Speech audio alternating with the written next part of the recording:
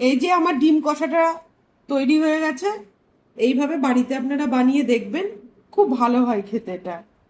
পরোটার সাথে, আজকে আমি খিচুড়ির সাথে খাবো, কিন্তু এই পরোটার সাথে খুবই সুন্দর লাগে খেতে। বেগুন ভাজার তেল বলে তেলটা কালো।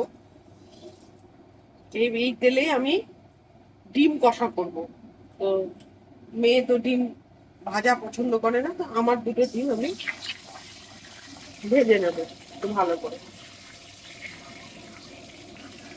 হলুদ আছে বলে আমি দিলাম না হলুদটা, আর একটা ডিম দিয়ে দিলাম। এইবার আমি ওই তেলে ডিম ভেজে নিলাম, ওই তেলে জিরে ফোড়ন দিলাম, আর একটা তেজপাতা দিয়ে দেবো।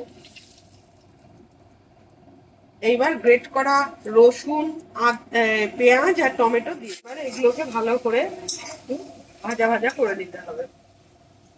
আর এই পেঁয়াজ, রসুন আর টমেটোটা বেশ ভাজা ভাজা হয়ে গেছে।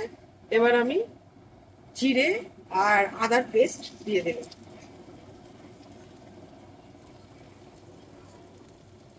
একটু হলুদ অ্যাড করলাম, একটু কাশ্মীরি লঙ্কার গুঁড়ো অ্যাড করে দিলাম। এবার এটাকে খুব ভালো করে কষাতে হবে।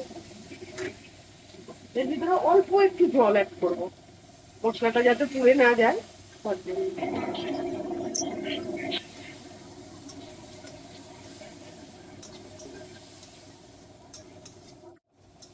মশলাটা ভালো করে কষানো হয়ে গেছে। এবার আমি কতগুলো কাঁচা লঙ্কা অ্যাড করে দেবো, আর একটু কষিয়ে নেবো মশলাটা।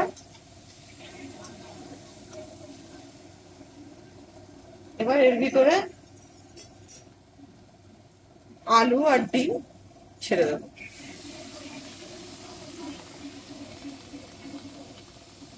যেহেতু ডিমটা আমি একটু ডিম কষা করবো আর কি, ঝোল ঝোল রাখবো না, কষা কষা মতন রাখবো। ওই একটু জল অ্যাড করলাম, আর একটু ভালো করে এটাকে কষাতে হবে। মশলাটা যাতে আলুর গায়ে খুব ভালোভাবে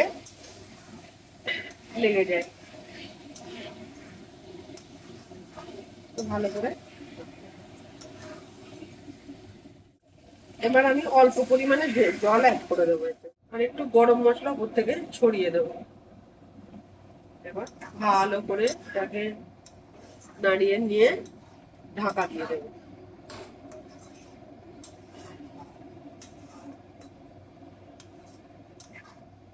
এটা একটু এই ঝোলটার সাথে ফুটুক, তাহলে খেতে ভালো লাগে। এই যে আমার ডিম কষাটা তৈরি হয়ে গেছে।